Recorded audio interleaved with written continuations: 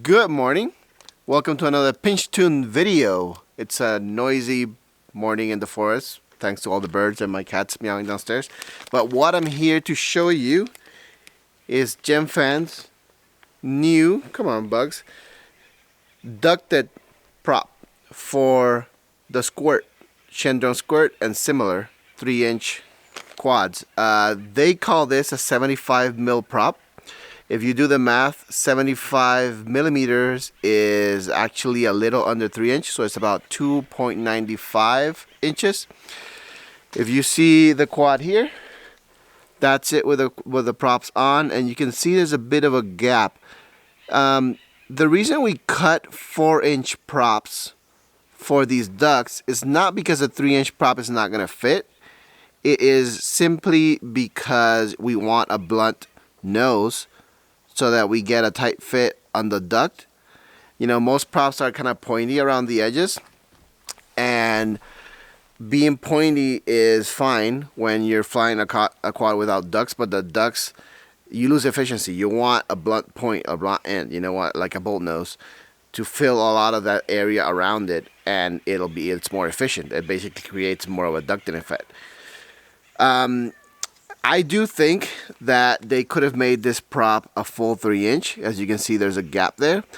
But I understand why they do it too. It's because a lot of these 3D printed ducts have a lot of tolerance. They're not usually perfectly round.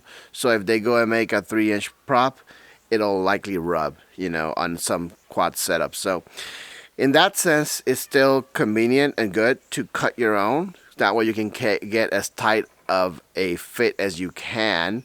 You know, normally people have been cutting the HQ V1S, a 4-inch, the 4.3. And because most cutting tools are adjustable, you can get as tight of a fit as possible.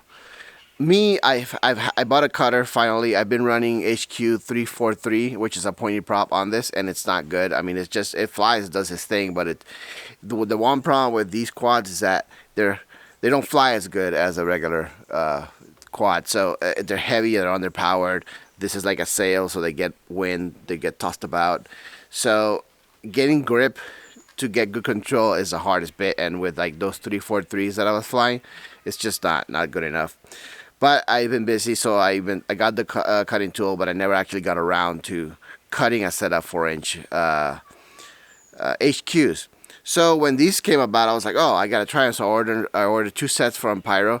I don't go about breaking these all the time, so I know these are gonna last a long time. I fly these things very slowly, just to get shots. I know some guys fly it fast, they fly them aggressively, but I have no reason to do that. If I want to fly aggressively, I'll fly something else. So in terms of universal fit, I think they did the right thing and made it to make them slightly under 3-inch. For my setup here, this is a Squirt V1. So the V1 has nylon ducts as compared to the V2, which uses TPU. In some sense, that's good and bad. There's pros and cons to it. The main thing is that if you have a nice round setup, these were printed by Phoenix 3D. And these are nice and round, so I do have pretty good tolerance here. Means I can pretty much fit a perfect 3-inch prop in here. But even though there's a bit of a gap, they do fly much better than I was flying. Note though that I am probably not the most knowledgeable guy as far as these things go. I've never flown the V1S, so who knows? Maybe that flies better. Cut down, I'll eventually try it. But as a turnkey solution where you don't have to cut anything, you just order props and drop them on, these are a good option. I know there's also an HQ prop for them. I haven't tried them. They weren't in stock, so I only ordered these. But so far, I am happy with the results I'm getting, as you can see in the sample video here. It is a kind of steep prop, especially towards the hub. If it will focus there. There you go. So it does have quite a bit of a scoop. And based on the shape, it actually looks a lot like an Azura prop. I mean, I'm sure they have something as far as like they're onto something that Gemfan kind of copied the shape.